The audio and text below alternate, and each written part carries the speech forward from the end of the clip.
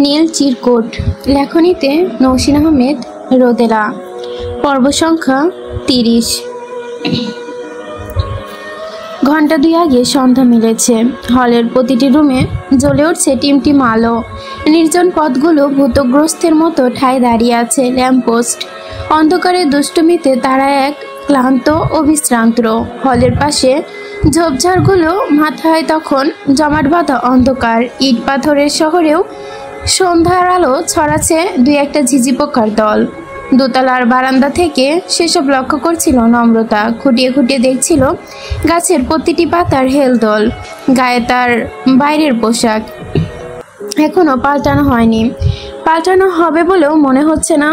বুকের ভেতর দুঃখ যেন হাতুড়ি পেটা করছে। হৃৎপিণ্ড একটাবারের জন্য নির্দিষ্ট কিছু শুনতে পাচ্ছে না। শরবতের শিরশিরি যেন তার সারা শরীরে।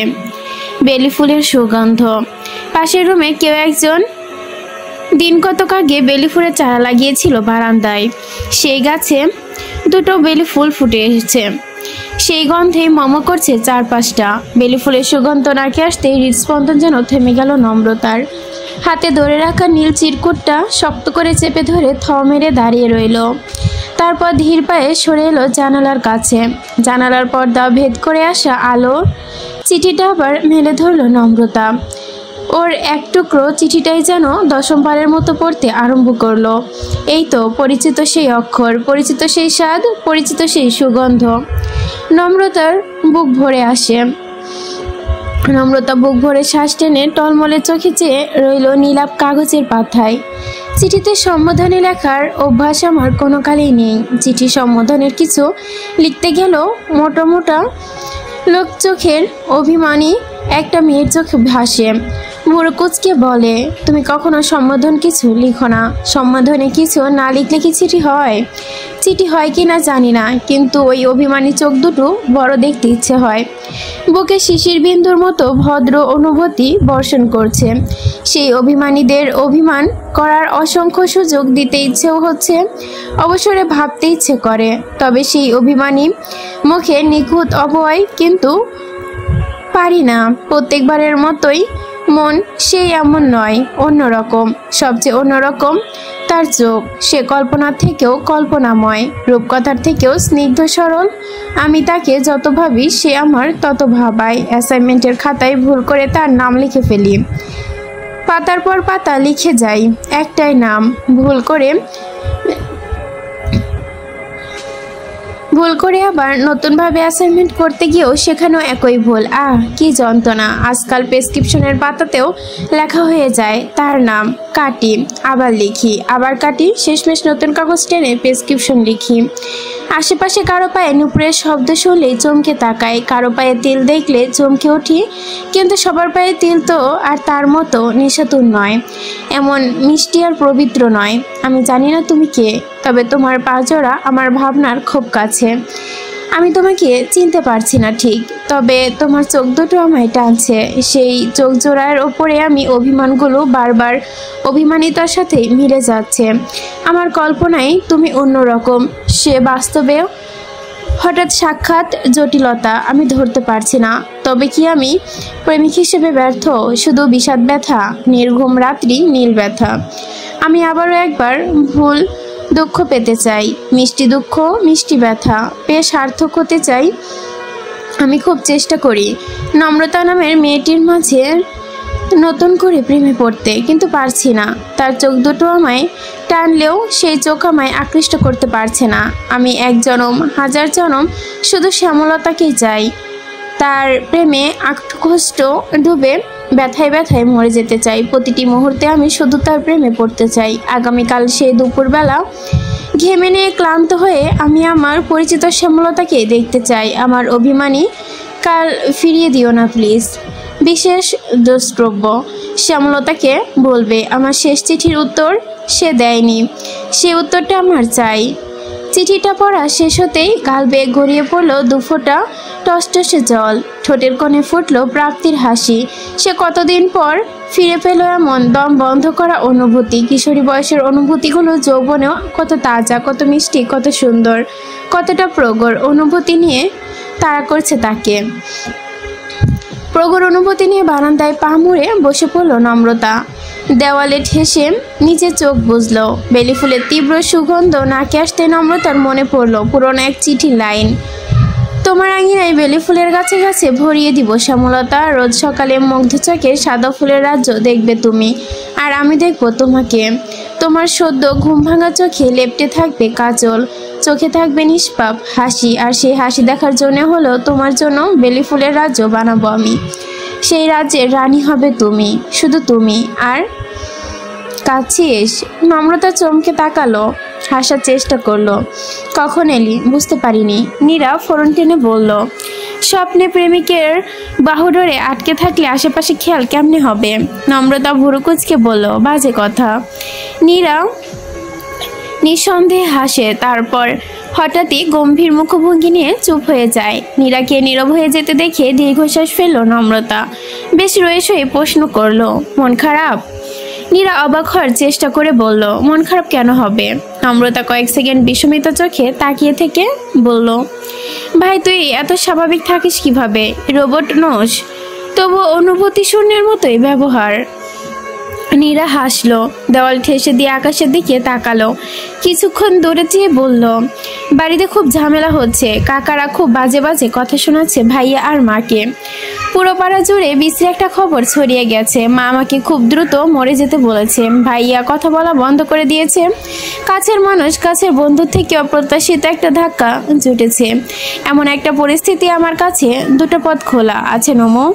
এক, নিজের কপাল চাপড়ে কান্নাকাটি করা, নয়তো সিলিং ফ্যানের সাথে ঝুলে পড়া।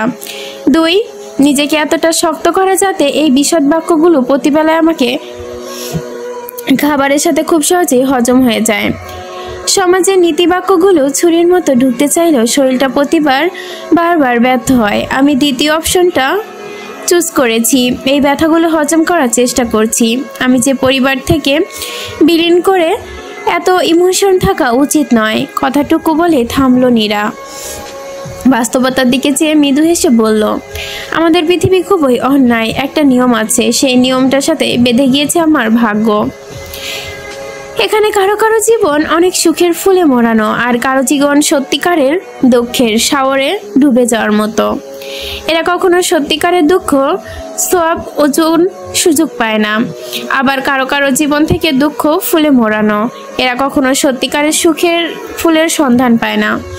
কল্পনার ফুল অবময় একের পর এক যেন গোদা জীবন। নম্রতা চুপ করে রইল। নীরাও আর কোনো কথা বাড়ালো না। হঠাৎ করে নিজস্ব ভাবনায় ডুব দিল। নম্রতা মৃদুস্বরে বলল, অন্তকে তুই ঘৃণা করিস না? ছেলেটা তোকে খুব ভালোবাসে বলেই। নীরা তার ছেলের হাসি হেসে বলল, অন্ত আমায় ভালো না বাসলেও হয়তো সুখের ফুলের অবয়ব আঁকাটা একটু সহজ হতো। সে জানে ভালোবাসার অর্থ পাওয়া, আর আমি জানি ভালোবাসার অর্থ দেওয়া। আফসোস, অন্তু আমাকে ন্যূনতম সম্মানটুকু দিতে পারলো না। নম্রতা ব্যস্ত হয়ে বলল, তুই যেমন ভাবছিস তেমনটা কিন্তু নয়। আমি মানছি ও ভুল করেছে, কিন্তু অপরাধটা যতটা ঘৃণা তোর সামনে এসেছে ততটা ঘৃণার নয়। অন্তু নিজেকে সামলানোর চেষ্টা করেছিল, মেনে নেওয়ার চেষ্টাও করেছিল, কিন্তু সব কটাতেই ব্যর্থ। সেদিন যখন তোর বিয়ের কার্ডের ছবি দেখলো তখন ওর মাথা খারাপ হয়ে গিয়েছিল। আমি ওকে শান্ত করার জন্য সত্যিটা বলেছি। আমি বলেছিলাম যে তুই ওকে ভালোবাসিস, কিন্তু পরিস্থিতির চাপে সে ভালোবাসার তোয়াক্কা করছিস না, কষ্ট তুইও পাচ্ছিস। তাই ওর উচিত নিজেকে সামলে নেওয়া, যেমনটা তুই নিজেকে সামলে নিয়েছিস। কিন্তু অন্তু আমার কথা বুঝেছিল, শান্ত হয়েছিল, কিন্তু আমি ঘুণাক্ষরও চিন্তা করিনি যে ও এমন একটা কাজ করবে। আমি সরি দোস্ত। নীরা অবিশ্বাস্য দৃষ্টিতে তাকিয়ে থেকে বলল, তোকে আমি বিশ্বাস করেছিলাম নমো। নম্রতা অসহায় কণ্ঠে বলল, ভুল করেছি, ভুল বুঝিস না প্লিজ। আমি তোকে হার্ট করতে চাইনি, আর না অন্তুকে। অন্তু তোর হবু বরের অফিসে গিয়েছিল, সেখানে গিয়ে ভদ্রলোকে খুব নম্রভাবেই বুঝিয়েছিল সে তোকে ভালোবাসে, আর তুইও ওকে ভালোবাসিস। পরিবারের চাপে তোকে বিয়ে করতে বাধ্য হচ্ছে। প্রমাণ হিসেবে আমাকে একটা গ্রুপ ছবি দেখিয়েছিল, সেখানে তুই আর অন্তু পাশাপাশি দাঁড়িয়ে আছিস। আরেকটা ছবি দেখিয়েছিল, এখানে অন্তুর কাঁধে হাত রেখে আশ্চর্যের মুখে দাঁড়িয়ে আছিস তুই। দুটো গ্রুপ ফটোই ছিল। তোর নামে বাজে কিছু বলা তো দূর, একটা এক্সট্রা ছবিও পর্যন্ত দেখায়নি ও। অন্তু আমার বন্ধু নীরু, তুই একটাবার চিন্তা করে দেখ, অন্তু, নাদিম, রঞ্জন এমন কিছু করতে পারে যার জন্য আমাদের সাফার করতে হবে? কখনো এমন করেছে কিছু? ওই হারামি বেটা আর তোর ফ্যামিলি নিয়ে ফালতু আলতু বুঝিয়ে আল্লাহ জানে। আজকালকার যুগে এমন থার্ড গ্রেড মানসিকতার মানুষ থাকতে পারে ভাবতেও অবাক হই আমি। নীরা দাঁতে দাঁত চেপে বলল, এত ভালোবাসা দেখাতে কেন বলেছিলি তোদের? বিয়ে আমি নিজের ইচ্ছে করছিলাম নমু, কিন্তু অন্তু যে কাজটা করলো ফলাফল তো এখন একই, তাই না? নম্রতা হতাশ চোখে তাকালো, ব্যর্থ নিঃশ্বাস ছেড়ে ঘড়িটা হালকা কাত করলো, বলল, নিজের ভালোবাসা পাওয়ার জন্য শেষ চেষ্টা করার অধিকার তো সবার আছে নমু। অন্তু তোর বন্ধু বলে আর সেই তুই হাই লেভেলের কিছু একসেপ্ট করতে পারিস না? সে ছেলে 4-4টা বছর ধরে তোর জন্য অপেক্ষা করছে। তার কাছে সবকিছু মুখ বুজে সহ্য করে নেওয়ার ক্ষমতা আশা করলে তো চলবে না। তুইও জানিস অন্তু রাগ বরাবরই বেশি। ও যে রাগের মাথায় কিছু নীরা ফুঁসে ওঠে। তাহলে তুই কি বলতে চাচ্ছিস? অন্তু আমার সাথে যা করছে তা কম হয়ে গিয়েছে? তুলে নিয়ে ধর্ষণ করলে পারফেক্ট হতো, অথবা অ্যাসিড ছুঁড়ে ঝলসে দিলে? নম্রতা প্রত্যুত্তরে কিছু বলার আগেই উঠে চলে গেল নীরা। নম্রতা হতাশ দৃষ্টিতে চেয়ে রইল। নীরার ক্ষতি সে উপলব্ধি করতে পারছে, তাই বলে অন্ধকারে অন্তুকে ঘৃণা করাটাও তো ঠিক না নীরার। ছেলেটাকে ভালোবাসে বলেই তো কথাগুলো ভেবে দীর্ঘশ্বাস ফেলল নম্রতা। রাত গড়িয়ে সকাল হতেই অস্থিরতা বেড়ে গেল যেন নম্রতার। ভার্সিটি যাওয়ার সময়টুকু বিছানায় এপাশ ওপাশ করে কাটিয়ে দিল। ক্লাস 8-এ সবাই যেন উবে গেল আজ। টোলে মেলে আবেগ নিয়ে চিঠি লিখলো, পছন্দে না পাওয়া অসংখ্যবার কেটে কুটে ছুঁড়ে ফেললো মেঝেতে, আবার লিখলো। ফ্লোরটা নীল কাগজে ভরিয়ে ফেলেছে। ক্লান্ত শরীরটা এলিয়ে দিল বিছানায়। আকাশে সূর্যের তেজ বাড়ছে। বিছানার নিচে থাকা লাগেজ ঘেটে লাল পেরে সাদা শাড়ি খুঁজে বের করলো নম্রতা। তারপর অনেকদিন আগের চিঠিতে যেমন করে লেখা ছিল দুজনে, ঠিক সেইভাবে প্রথম সাক্ষাৎ হওয়ার কথা ছিল, ঠিক সেভাবেই তৈরি হয়ে নিল সে। শাড়িটা সাধারণত বাঙালি মেয়েদের মতোই খুব যত্ন করে পরলো। চোখে গাঢ় করে কাজল টানলো, পাতলা ঠোঁট দুটো লাল রং করে রাঙালো, ঘন চুলগুলো পিঠের ওপর ছড়িয়ে পরলো সাথে কাচের চুড়ি। লাগেজের জিনিস, কাপড় চোপড় সব উল্টো পাল্টা করে ছোট্ট একটা আলতা শিশির উদ্ধার করলো সে। তারপর খুব যত্ন করে ফর্সা পায়ে আলতা লাগালো।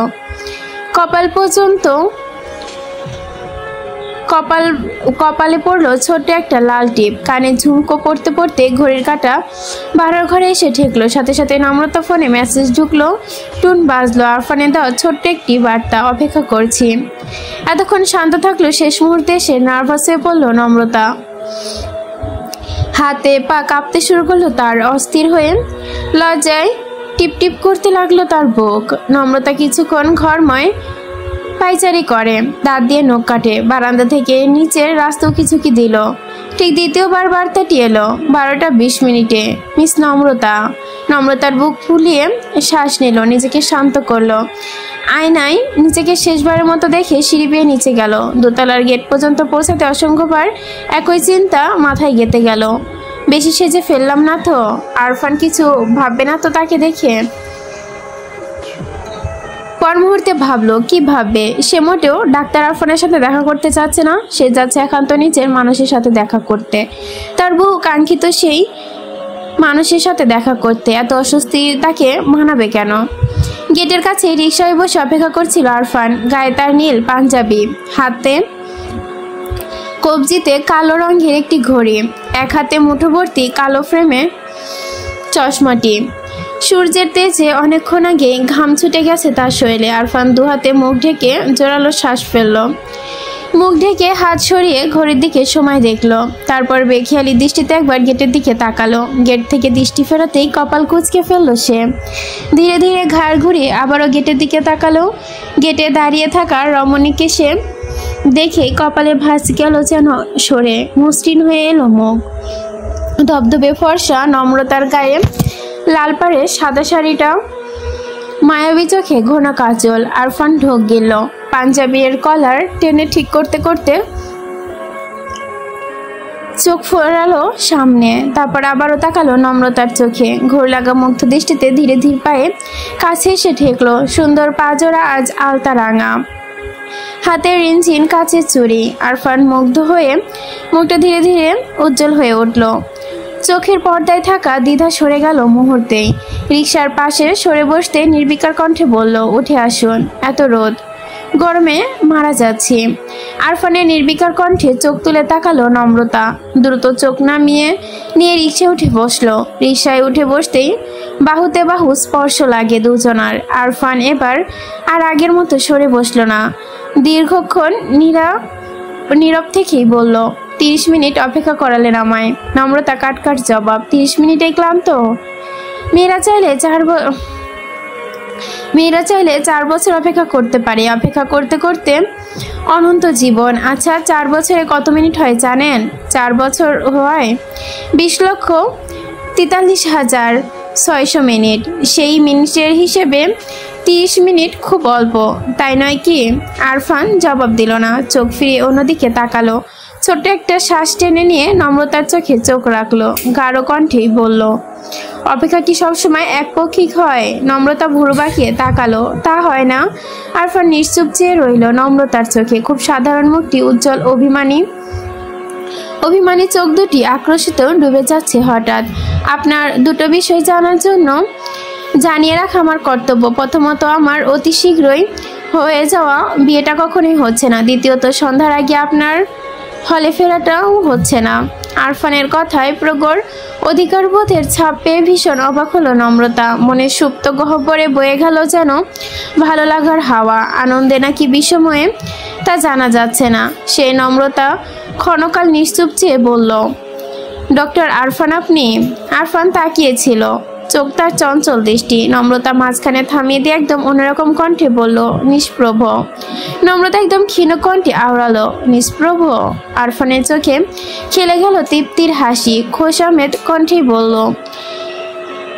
কিছু কিছু মানুষের কণ্ঠে আমার নামটা খুবই বেশি মিষ্টি লাগে। এতক্ষণে ক্রেডিটটা আমার নামে লাকি বিশেষ কারো কণ্ঠে ঠিক বুঝতে পারছি না। তারপর বাচ্চাদের মতো খুব ছেলে মানুষই কণ্ঠেই জানতে চাইলো, আপনি বুঝতে পেরেছেন?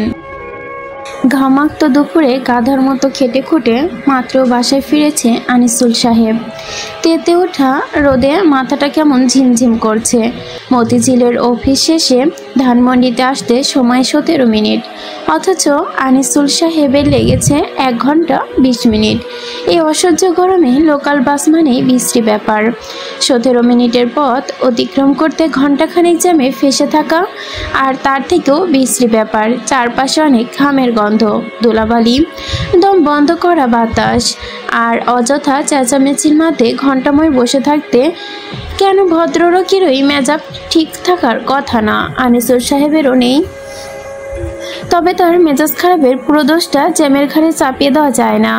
যার ছেলে উঠাট উদাও হয়ে যায়, তার মেজাজ খারাপ হওয়া জ্যামের খারাপ হওয়ার অপেক্ষায় আরও বেশি। আনিসুল সাহেব হাত মুখ ধুয়ে খেতে বসলেন। স্ত্রী জাহানারা নিঃশব্দে খাবার বেড়ে দিলেন। গম্ভীর কণ্ঠে প্রশ্ন ছুড়লেন, কাল রাতে কোথায় ছিলে? অন্ত ভাত হাত দিয়েছে মাত্র।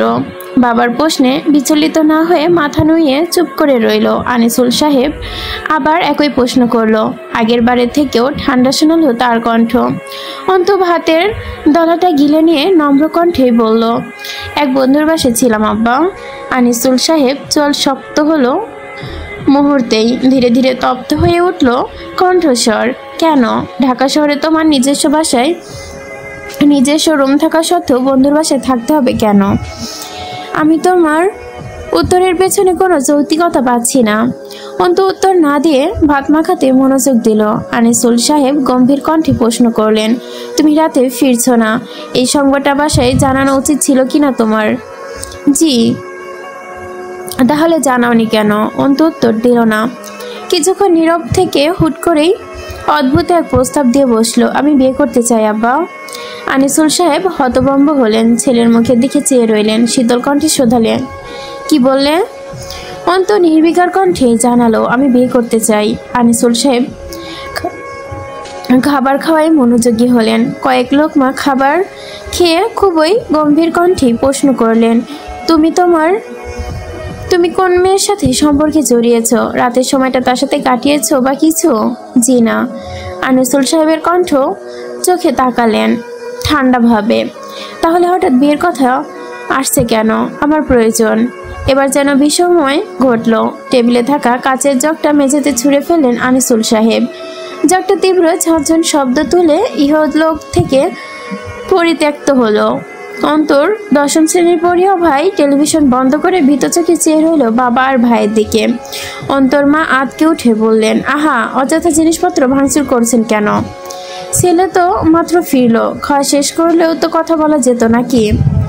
আনিসুল হক গর্জে উঠে বললেন, চুপ, একটা কথাও বলবা তো থাপ্পড় দিয়ে চাপার দাঁত ফেলে দিব বেয়াদব মহিলা। আমার টাকায় কেনা জিনিস আমি ভাঙবো, তাতে তোমার সমস্যা কই? যেখানে সমস্যা হওয়ার কথা সেখানে তো তোমার দেখা যায় না। একমাত্র ছেলে, তোর জন্য ছোট লোকগুলো এত বেয়াপনা করতে পারছে। সবার মতো যদি বউ পেটাতে পারতাম, পিটিয়ে পিঠে চামড়া তুলতে পারতাম, তাহলে ছেলেটাও টাইট থাকতো। তোকে পিটিয়ে ছেলে ঠিক করতে হবে আমার। সারাদিন বাসায় বসে করিস কি? ছেলে সামলাতে পারিস না? অন্তর শীতল অথচ কড়া কণ্ঠে বলল, আম্মাকে তুই তোকারি করবেন না আব্বা, যা বলার আমাকে বলুন, আম্মা ঘরে যাও। আনিসুল সাহেবের রাগ এবার আকাশ ছুঁল। গর্জে উঠে বললেন, তোকে বলবো? কয়দিনের পোলা হয়েছিস তুই? বিয়ে করবি? প্রয়োজন দেখাস? এই, তুই রোজগার করিস, নিজেই তো আমার ঘরে বসে খাচ্ছিস, ভোরে খাওয়াবি কি? নিজের রক্ত পানি করে তোদের সকাল হাত পূরণ করছি, আর তোরা ভার্সিটির নামে মেয়েবাজি করে বেড়াচ্ছিস, বেয়াদব হয়ে যাচ্ছিস দিন দিন। এই হারামজাদা, তোর বাপের কি জমিদারি আছে যে দেবদাস হবি তুই? তোর বাপের কেরানির চাকরি দেবদাসগিরি ফুটাবে, হারামির বাচ্চা। অযথা গালাগালি করবেন না আব্বা। সামান্য বিয়ে করা নিয়ে এত হট্টগোল করার কি আছে? এটা সামান্য? এই কুত্তার বাচ্চা, তুই আমার শিখাবি কোনটা সামান্য আর কোনটা অযুক্ত? সামান্য কেরানি চাকরি করে পরিবারের এই জায়গায় টেনে তুলতে আমার কতটা কষ্ট হয় বুঝিস তুই? নিজের সকালাত ভুলে তোদের সকালাত পূরণ করেছি, তোকে স্কুলে কলেজে পড়িয়েছি, যখন যা চেয়েছি দিয়েছি, লোন নিয়ে বাইক কিনে দিয়েছি, তার বিনিময়ে চেয়েছি ছেলেটা ভালো করে পড়াশোনা করুক, প্রতিষ্ঠিত হোক, সমাজে একটু মাথা উঁচু করে দাঁড়াক। আর তোরা বিয়ে করবি, বিয়ে করে ফুটানি করে ঘুরবি, বেয়াদব। বিয়ে করে বউকে খাওয়াবি কি তুই? সেটা আমার ব্যাপার আব্বা, আমার বউয়ের দায়িত্ব আমার, আপনাকে দায়িত্ব নিতে হবে না। আপনাকে দায়িত্ব নিতে বলছিও না, আপনার দায়িত্ব বিয়ের প্রস্তাব নিয়ে যাওয়া, ব্যাস। তোর দায়িত্ব 1 টাকা জোগাড় করিস, তুই রোজগার করিস, টাকা কামাইতে কত কষ্ট বুঝিস? পৃথিবীতে প্রত্যেকেই এত সোজা না। সিনেমা পাইছিস, বাড়িতে এসে সব সিনেমা চলবে। এতদূর পড়াশোনা করানোর পর তুই বাসের কন্ট্রাক্টরগিরি করে ভাত খেতে চাস? তোর চাকরির ন্যূনতম যোগ্যতা আছে?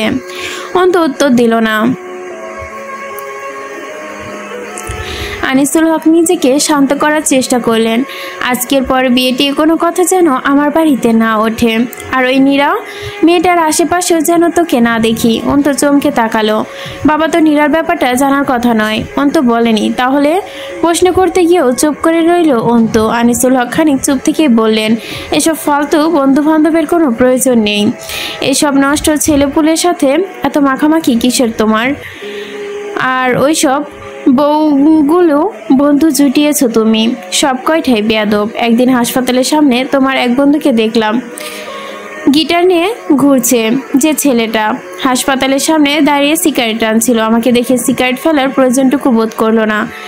সিভিলিস্ট বলেও তো একটা কথা আছে নাকি? তোমার বন্ধুর মধ্যে তার ন্যূনতম কিছু আমি দেখিনি। অন্ত উঠে দাঁড়াতে দাঁড়াতে বলল, আপনি মেন পয়েন্ট থেকে সরে যাচ্ছেন আব্বা।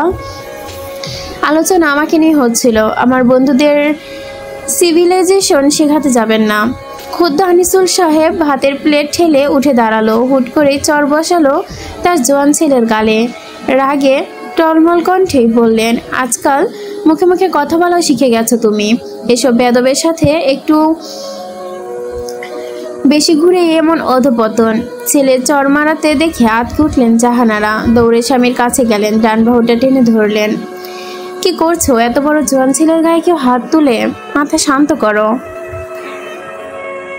জাহানারা কথার মাঝখানে গম্ভীর কণ্ঠে ঘোষণা করলো অন্ত, বিয়েটা আমি করছি আব্বা। কথাটা কানে পৌঁছানোর সাথে সাথে জাহানারার গালে দানবের মতো চর বসালো আনিসুল সাহেব। আকস্মিক চড়ে টেবিলের ওপর ছিটকে পড়লো জাহানারা। হতভম্ব চোখে স্বামীর দিকে তাকালো। চোখ দুটো টলমল করছে তার। পরিস্থিতি যে কেমন অবিশ্বাস্য, দুঃস্বপ্ন ঠেকছে। খুদ্দ আনিসুল সাহেবের কিছু বলার আগেই আরও একটা বিস্ময় ঘটল। তখনই অন্তু সামনে থাকা চেয়ারটা মাথায় তুলে ছুঁড়ে ফেলে দিয়েছে। চেয়ারের আঘাতে ভেঙে টুকরো টুকরো হলো বসার ঘরে থাকা 21 ইঞ্চি টেলিভিশন সেট। আয়ন লাফিয়ে সরে দাঁড়ায়। ভয়ে কেমন কুকড়ে গেছে সে। ড্রয়ারের ওপর থেকে ফুলদানি তুলে শব্দ করে ভাঙলো এক কোণের কাচের গ্লাস। নিস্তব্ধ ঘরটি মুহূর্তেই বয়ে গেল যেন ধ্বংসযজ্ঞ। অন্ত লাল চোখে বাবার দিকে তাকালো। প্রচণ্ড কণ্ঠে কাঁপতেছে তার শরীর। আমার গায়ে হাত তোলার সাহস করবে না আব্বা। সমস্যা আমার সাথে না। তুই আমাকে ধমকানি দিচ্ছিস? এত বড় সাহস? বের হ আমার বাড়ি থেকে, এই মুহূর্তে বের হবি। তোর মতো নলায়েন বেয়াদব ছেলে আমার প্রয়োজন নেই। আপনার বাড়িতে থাকার ন্যূনতম ইচ্ছাও আমার নেই। বিয়ের প্রস্তাব যদি নিয়ে যেতে পারেন তো বাড়িতে ফিরবো, আর নয়তো এই ছায়াও মারাবো না। আর আম্মা, তোমার বরকে বলে দিও বিয়েটা আমি এই মাসের মধ্যেই করতে চাই, আর তা না হলে ছেলের কথা ভুলে যাও। আর এটাও বলে দিও তোমার 2 ছেলের এখনো বাচ্চা নয়। আমার গায়ের হাত ওঠাতে যেন হাত ভেঙে গুঁড়ো করে দ্বিতীয়বার ভাববে না তোমার ছেলেরা। কথাটা বলেই এক মুহূর্ত দাঁড়ালো না অন্ত।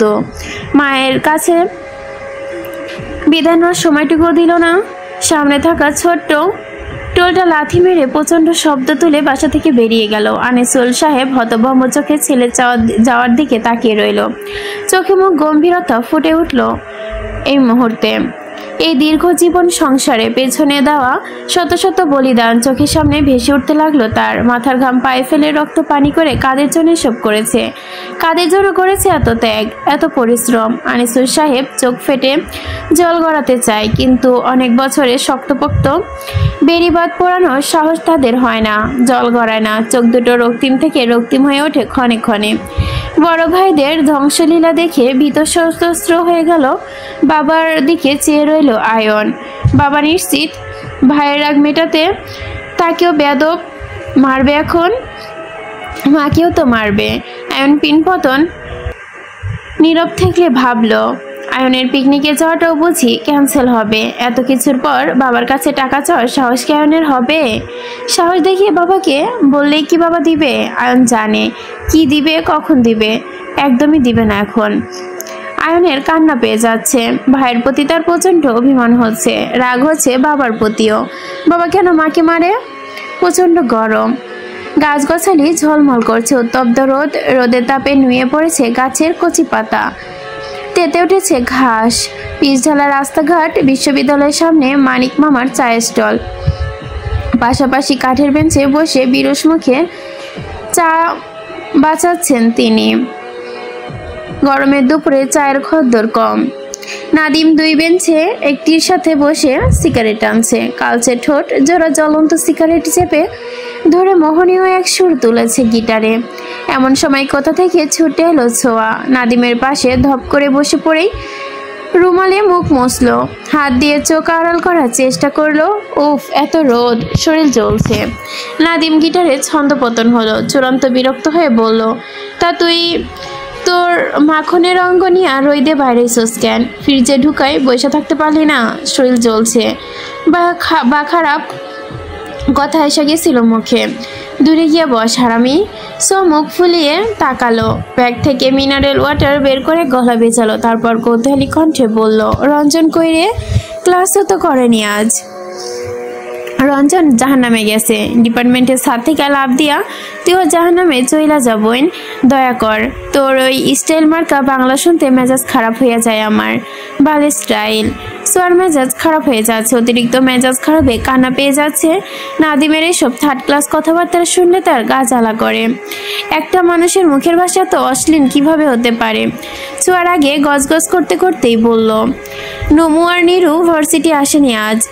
ফাজিলগুলো আমাকে একবারও বললো না। বললেই পারতো। এসব তাদের প্রি প্ল্যান্ড। ওরা আসবে না জানলে মরে গেলেও আসতাম না আমি। আর না তোর সাথে ফাজলামের মতো মুখ নড়াতে হতো। নড়াস কেন মুখ? আর কইছি মুখ নড়াইতে? তোর কি দুনিয়ায় আর কোনো কাম নাই বাপ? সবসময় আমার গায়ে লাগে ঢলাঢুলি করস। সর্বস সোয়া এক লাফে সরে বসলো, চোখ মুখ কমছে ফেললো বিরক্তিতে। ছি, কথার কি ছিরি। মাম্মা ঠিকই বলে, তুই একটা থার্ড ক্লাস ছেলে। I should avoid you. সোয়ার কথায় দাঁত বের করে হাসলো নাদিম। লম্বা হাত বাড়িয়ে ছোয়ার মাথাটায় চাটি মারলো। সিগারেটে একটা শুকটান দিয়ে বলল, ওহে ইংরেজের বাচ্চা বলদা, please please please avoid me. তোর মতো বলদ আমায় অ্যাভয়েড করলে জানে বাঁচি তুই। নাদিমের কথা শেষ হবার আগে অন্তর আগমন ঘটল। একদম কোনোরূপ কথাবার্তা ছাড়াই লাথি দিয়ে উল্টে ফেললো কাঠের বেঞ্চ। সোয়ার চোখ বড় বড় হয়ে গেল। নাদিম শান্ত চোখে চেয়ে সিগারেটের শেষ টান দিল। অন্তর আগে ফুসছে, প্রচন্ড রাগে উল্টে পড়েছে বেঞ্চে, ক্রমাগত লাথি দিচ্ছে। নাদিম শান্ত ভঙ্গিতে সিগারেটটা ফেলে পায়ে মারিয়ে আগুন নেভালো। ভুরু নাচিয়ে প্রশ্ন করলো, এই যে লয়াল শাকিব খান, কাহিনী কি তা মামা? এসব অ্যাকশন মুভি শুরু করলা কিসের জন্য? অন্তর রাগ কমছে না। বেঞ্চের ওপর আরো দুটো লাথি দিয়ে নিজের চুল খামছে ধরল সে। মুখ দিয়ে অদ্ভুত ক্ষীণ একটি শব্দ বের করে দুহাতে মাথা চেপে নিজেকে শান্ত করার চেষ্টা করলো। অন্তর সোয়ার পাশে বসতেই সরে গিয়ে নাদিমের গা ঘেঁষে বসলো সোয়া। নাদিমের শার্ট খামচে ধরে ফিসফিস করে বলল, দোস্ত অন্তর সাথে কি প্যারানর্মাল কিছু ঘটেছে নাকি? ভূতপ্রেত টাইপ কিছু? আমার ভয় লাগছে। নাদিম রাগে কটমট করে বলল, আল্লাহ সোয়াইয়ারে চরথাপ্পড় না খাইতে চাইলে সার আমারে, গরমে মইরা যাইতাছি, তারপরও খাই এসে পড়তাছ, সর সর। সোয়া ভয়ে ভয়ে সরে বসলো। নাদিম কপাল কুঁচকে বলল, হইছেটা কি? বাম মাছের মতো লাফাইতাছস কেন? অন্তদাতে দাঁত চেপে বলল, ওরা চাইতেছে আমি মইরা যাই, আমি মরলে এদের শান্তি। সারা সব কয়টা রেগের খুন গুনতে পারলে শান্তি পাইতাম। ঝাঁঝরা কইরা দিল কলিজাটা। নাদিম হতাশ দীর্ঘশ্বাস ফেলে অন্তর দিকে চেয়ে রইল। সোয়ার চোখে মৃদু মন্দ ভয়। ঘড়ির কাঁটা 3টা ছুঁই ছুঁই। রবীন্দ্র সরোবরের লেকের পাশে বসে আছে আরফান আর নম্রতা। দুজনে নিশ্চুপ। এই নিশ্চুপ অনুভূতিগুলো কত প্রবল। তার তীব্র নিঃশ্বাসের শব্দগুলো যেন এক একটা বার্তা, অপ্রকাশিত কিছু অভিমান। বিকালে তেরসা আলো এসে পড়েছে লেকের জলে, চিকচিক করছে টলমলে জল। সেদিকে তাকিয়ে দীর্ঘশ্বাস ফেললো আরফান। গত 2.5 ঘন্টা থেকে নিশ্চুপ এসে বসে আছি আমরা, এখন কি আমাদের একটু কথা বলা উচিত নয়? নম্রতা তাকালো। গরম আর ঘামে কাজল খানি লেপটে গেছে। ঘামাক্ত তেল তেলে মুখটা বড্ড স্নিগ্ধ লাগছে। আরফান অভিমানী চোখ দুটো নিষ্পলক চেয়ে ঢোক গিলল। নম্রতা ঠোঁটে বাঁকা হাসি ফুটলো। চোখ দুটোর দিকে তাকালো, পাতলা ঠোঁট জোড়ার দিকে। আপনি সবসময় টাইম টু টাইম কাজ করেন, 1 মিনিট এপাশ ওপাশ নয়, কাট টু টাইম। আরফান নম্রতার ঠোঁটে তার চোখ সরিয়ে তাকালো। আমি অযথা সময় নষ্ট পছন্দ করি না, ছোটবেলার অভ্যাস। হুটহাট হারিয়ে যাওয়া হয়তো কিছু মানুষের ছোটবেলার অভ্যাস। আরফান ছোট একটা শ্বাস টেনে বলল, আপনি কথায় কথায় এত ফোড়ন কাটেন কেন বলুন তো?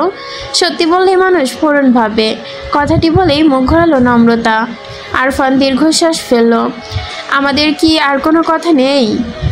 আপনার পুরো নাম কি? আরফান নিষ্প্রভ। ব্যাপারটা কি? সন্দেহ ধারণ করে ঘুরিয়ে বেড়ছেন নাকি? আরফান হাসলো। নম্রতার রক্তিম মুখটি দেখে চেয়ে বলল, ছদ্মবেশ কোথায়? আরফান নিষ্প্রভ। দুটোই আমার নাম। তবে নিশাদ ভাইয়া জানে না কেন এই নাম? উনি তো আপনার ভালো বন্ধু না? নিশাদ আমার কলেজের বন্ধু, তাছাড়া স্কুল কলেজ বা ভার্সিটিতে কাউকে জানানো হয়নি এই নাম। নিষ্প্রভ নামটা আমার ব্যক্তিগত। এই নামে ডাকার অধিকার শুধুই কিছু ব্যক্তিগত মানুষের। মানুষ আবার ব্যক্তিগত হয় নাকি? অবাক কণ্ঠে প্রশ্ন করল নম্রতা। আরফান হাস্যোজ্জ্বলভাবে উত্তর দিল, আপনার সেই যদি ব্যক্তিগত হতে পারে তাহলে মানুষ ব্যক্তিগত হবে না কেন? আপনি কোনোভাবে আপনার সেই 5ম শ্রেণীর অন্তর্ভুক্ত করে ফেলছেন না তো? আরফানের কথায় কথায় হেসে ফেল নম্রতা। আরফানও হাসলো। লেকের জলে দৃষ্টি রেখে হঠাৎ প্রশ্ন করলো সে, আপনি নিশাদকে সব খুঁচিয়েছেন কেন? আমি তো ভেবেছিলাম ওর সাথে আপনার বিশেষ কোনো সম্পর্ক আছে। সেটা বলবো না। পারলে নিজে খুঁজে বের করুন, নয়তো কৌতূহল দমন করুন। আরফান হেসে ফেলল। আপনার বিষয়ে কৌতূহল দিন দিন বেড়ে যাচ্ছে বই কি, কমছে না। এই প্রতিরোধ কৌতূহল দমার কারণ হচ্ছেও না। এত এত কৌতূহল মাথায় নিয়ে কাজ করে না আজকাল। আমার ঘুমও আসে না ঠিক মতো। নম্রতা সন্ধিহান কণ্ঠে বলল, আগে বলুন আপনার প্রিয় মানুষটিকে। কার জন্য এত উতলতা হয়ে উঠেছেন? 5টা বাজলে কার জন্য ছুটে যেতেন? বিয়ে টিয়ে করে ফেলেছেন না তো? আরফান গম্ভীর উত্তর। বিয়ে করে ফেললে কি করবেন? নম্রতা জ্বলন্ত চোখে চেয়ে রইল। কিছুক্ষণ নীরব দৃষ্টি বিনিময়ের পর হঠাৎ অদ্ভুত এক কাজ করে বসলো নম্রতা। আরফানের পাঞ্জাবির কলার খামচে ধরে নিজেরটিকে টেনে এনে শক্ত কণ্ঠে বলল, খুন করে ফেলবো। প্রেম করবেন একজনের সাথে আর বিয়ে করবেন আরেকজনের? এত সহজ? নম্রতার হঠাৎ আক্রমণে হতবিম্বত চোখে তাকালো আরফান। চোখ ঘুরিয়ে একবার নম্রতার হাতের দিকে তাকালো, তারপর চোখ দুটো নিবদ্ধ করলো নম্রতার লেপটে যাওয়া মুখে। নম্রতা টানাটানা অভিমানী চোখে ছোট্ট সুন্দর একটা এতটা পেয়ে বুকের ভেতর অবাধ করলো। তরল একটা চাওয়া উকি দিয়ে গেল খুবই স্বর্ণপর্ণে। চোখ নামিয়ে নম্রতা ঠোঁটের দিকে তাকালো সে। মৃদু কণ্ঠে উত্তর দিল, তাহলে আপনি এত নাচানাচি করে বিয়ে শপিং করলেন যে? একজনের প্রেমে ডুবিয়ে অন্যজনকে বিয়ে করবেন, এত তাড়া? আরফানের কথার চাহনিটা কি ছিল জানা নেই, তবে হঠাৎই ভীষণ লজ্জা পেয়ে গেল নম্রতা। আরফানের কলার ছেড়ে দিয়ে অন্যদিকে মুখ ঘুরিয়ে বসে রইল সে। ঠোঁটে ঝুলন্ত এক অতি প্রলোভ্য লাজুক হাসি। আরফান হঠাৎ নিজের পাঞ্জাবিটার পকেট থেকে বেলি ফুলের মালা বের করে বলল, 5টা থেকে 7টা সময়টুকু শ্যামলতার আমার একান্ত সময়। এই সময়টুকু এমনই কোনো একটা বেঞ্চে বেলি ফুলের মালা হাতে বসে থাকতাম আমি। শ্যামলতা তখন খুব আয়োজন করে আমায় কল্পনায় আসতো, পাশে বসতো, পরনে থাকতো সাদা লাল শাড়ি, খোলা চুল, চোখে কাজল। শ্যামলতা নিরন্তর গল্প করত, হাসতো, অভিমান করত। আমি তাকে ফুল দিয়ে সেই ফুলের ঝুমঝুম করে ফুল নিয়ে চুলে গাঁথত। কখনো শহরের অলিতে গলিতে উদ্দেশ্যহীন হেঁটে আমায় দাসী শ্যামলতাকে খুঁজে বেড়াতাম। কখনো বা গ্রন্থকারের ধুলি মাখা বইগুলোতে চেয়ে থাকতাম নির্বিশেষে। আবার কখনো শ্যামলতার বেলি ফুলের রাজ্যে আকষ্টতায় ডুবে থাকতাম। উল্টোপাল্টো দেখতাম ছেলে মানুষের প্রেমপত্র। এইটুকু বলেই থামলো আরফান। নম্রতার দিকে তাকিয়ে চঞ্চল কণ্ঠে বলল, আপনি কি জানেন আমি শ্যামলতাকে বিয়ে করে ফেলেছি আমার কল্পনায়। সে আমার স্ত্রী, বড় অবাধ্য স্ত্রী। সেদিন আপনি জড়িয়ে ধরার পর থেকে বউ হারিয়ে বিপত্তিক হয়ে গেছি আমি। বউ কল্পনায় হানা দিচ্ছে না, আমার পাশে বসছে না, আর জায়গার সম্পূর্ণও আসে না। তার জায়গায় আছেন এখন আপনিও বড় অবাধ্য। আর এই বেলি ফুলের মালা বড় অবাধ্য রমণী চুল ছাড়া অন্য কোনো চুলে বাধা পড়তে চায় না সে। বাধা পড়তেও তার যেন খুব আপত্তি। নম্রতা উঠে দাঁড়ালো, আরফানের হাতে চিঠির খামটা ধরিয়ে দিয়ে শক্ত কণ্ঠে বলল, বেলি ফুলের মালাটা বলে দিবেন। এই অবাধ্য রমণী তাকে গ্রহণ করতে পারছে না। অবাধ্য রমণীর রাজ্যে তীব্র অবরোধ চলছে। যদি কখনোই এই অবরোধ ভেঙে জোয়ার আসে, অভিমান ভেঙে চুরে লজ্জা আসে, সেদিন ভেবে দেখা যাবে। ততদিন অপেক্ষা চলুক। বেলি ফুল আজ তীব্র অপেক্ষার দিন। কথাটুকু বলেই ফেরার পথে পা বাড়ালো নম্রতা। 2-1 পা এগিয়ে পেছন থেকে হাত আঁকড়ে ধরলো কেউ। নম্রতা ফিরে তাকানোর আগেই ঘাবড়ে কাছে পেল গায়ের নিঃশ্বাসের স্পর্শ। নম্রতা শরীরে কাঁপুনি উঠল, নিঃশ্বাস হলো ঘন। কে একজন খুব যত্নে তার মালা আঁকড়ে ধরে আছে চুলে। হাতটা ছেড়ে ফিসফিস করে বলল, অবাধ্য বেলি ফুলের আর ধৈর্য নেই। অবাধ্য সুন্দরী অত অপেক্ষা তার সইবে না। নম্রতা এক মুহূর্ত দাঁড়ালো না এখানে, আর দাঁড়িয়ে থেকেই চলল সে। এই লোকটার সামনে দাঁড়িয়ে থাকার নিশ্চিত মৃত্যুর অনুভূতির সমান ভয়ানক তার জন্য। আজ সপ্তাহখানেক হয় মৌসিকে পড়াতে আসছে না নাদিম। গোটা সপ্তাহ নিরুদ্বেগ থাকার পর তাকে কোনোরূপ প্রশ্ন করা হয়নি। কেন প্রশ্ন করা হয়নি তা ঠিকমতো ধরতে পারছে না নাদিম। ধরার জন্য যে বিশেষ চেষ্টা চলছিল এটাও নয়। তার চোখ মুখে বিন্দুমাত্র চিন্তা বা আগ্রহ কোনো কিছুই নেই। মৌসি মাথা নিচু করে ইংরেজি ট্রান্সলেশন করছে। গায়ে কটকটে লাল কামিজ, রোজকার চেহারা আজ একটু বেশি সতেজ, চোখে মুখে হাসি হাসি ভাব। মৌসির লেখা থামে মাথা উঁচিয়ে তাকালো, চোখে তার প্রগর চঞ্চলতা। নাদিম ভুরু কুচকে বলল, কি ব্যাপার? মৌসি হাসলো, সাথে সাথে বাম হাতে গাল দিয়ে চিমটি কেটে মাংস অদৃশ্য হলো কোথাও। গালের সাথে বরাবর ছোট্ট একটি গর্ত তৈরি হলো, ভারী মিষ্টি দেখালো। সেই মিষ্টি পাতলা ঠোঁট নেড়ে শুধায়, আমার একটা ইচ্ছে পূরণ করবেন স্যার, প্লিজ। মৌসি আশা ভরা অকৌতুক চোখের দিকে তাকিয়ে খুব স্বাভাবিকভাবেই জবাব দিল নাদিম, না। মৌসির মুখটা মুহূর্তে চুপসে গেল। এই লোকটা ভারী অভদ্র, বিন্দুমাত্র ম্যানার্স নেই। মুখের উপর এভাবে কেউ না বলে না, শুনেই না বলে দিল কেন? এভাবে কাউকে না করতে নেই। মিছে মিছেও তো রাজি হতে পারতেন। আমি নিশ্চিত ভয়াবহ কিছু চাইতাম না। মৌসির কণ্ঠে তরল অভিমান। নাদিম মৃদু হেসে বলল, আমি অযথা মিথ্যা বলি না মৌসি, তাই বলে এভাবে অপমান করবেন? অপমান করলাম নাকি? করলেনই তো, অ্যাটলিস্ট ইচ্ছেটা জিজ্ঞেস করতে তো পারতেন। নাদিম দীর্ঘশ্বাস ফেলে বলল, তোমার ইচ্ছে শোনার ইচ্ছে আমার হয়নি বলেই জিজ্ঞেস করিনি। নিজের ইচ্ছেটাকে গুরুত্ব না দিয়ে অন্যের ইচ্ছেকে গুরুত্ব দেওয়া আমার পছন্দ নয়। মৌসির মুখটা অন্ধকারে কেটে গেল। বইয়ের খাতা গুছিয়ে রেখে উৎসাহী কণ্ঠে বলল, আজ পড়ব না, শিখব। নাদিম ভুরু কুচকালো, কি শিখবে? বই খাতা বন্ধ করে রাখলে শিখবে কিভাবে? নাদিমের প্রশ্নে খুশি হয়ে গেল মৌসি, মুখ উজ্জ্বল করে বলল, বই খাতা দিয়ে হয় না, প্র্যাকটিক্যাল শিখব। মানে? মৌসি দ্রুত হাতে টেবিলের ড্রয়ার খুললো, ড্রয়ার থেকে সাদা কাগজে মোড়ানো একটা সিগারেটের প্যাকেট বের করে দেশলাই বের করলো। মৌসি ড্রয়ারে সিগারেট আর দেশলাই দেখে অবাক হলো নাদিম। কৌতূহলী চোখে দেখতে লাগলো মৌসির অদ্ভুত কর্মকাণ্ড। মৌসি একটা সিগারেট বের করে উল্টো করে মুখে দিল। সিগারেটের প্যাকেটটা নাদিমের দিকে বাড়িয়ে দিয়ে বলল, সিগারেট খাওয়া শিখবো, নিবেন স্যার?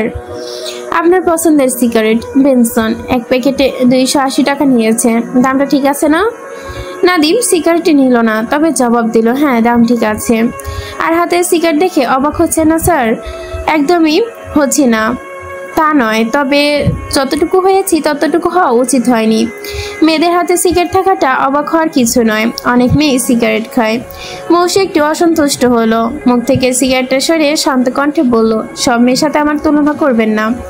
আমি সব মেয়েদের মতো নই। সিগারেটের প্যাকেটটা আমি আপনার জন্য কিনেছি। আপনি কি আমার সামনে বসে একটা সিগারেট খাবেন? না। মৌসির জল শক্ত হলো। নাদিমের মুখে স্থির দৃষ্টি রেখে বলল, আপনার জন্য সিগারেটের প্যাকেট কিনেছি বলে কি আপনার মনে হচ্ছে আমি আপনার প্রেমে পড়েছি? নাদিম হাসলো। মৌসি কড়া কণ্ঠে জবাব দিল, হাসবেন না। আমি আপনার প্রেমে পড়েছি এমন ভুল ধারণা রাখবেন না। সেই দিন আপনাকে সিগারেট খেতে দেখি, হঠাৎ সিগারেট কিনতে মন চাইলো। আমিও মন করলাম একটি সিগারেট প্যাকেট ড্রয়ারে গিফট করব।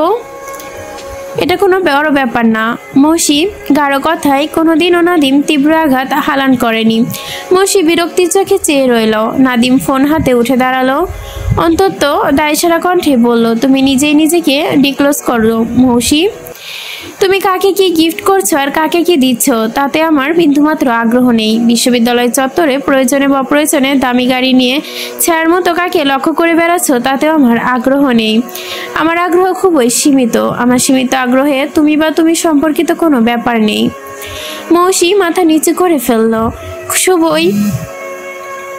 খুবই সুনিপুণভাবে ধরা পড়েছে কিনা। দূরে গিয়ে নাদিমের আড্ডা মহলে নির্বিশেষে তাকিয়ে থাকার ব্যাপারটা নগ্নভাবে জেনে গিয়েছে নাদিম।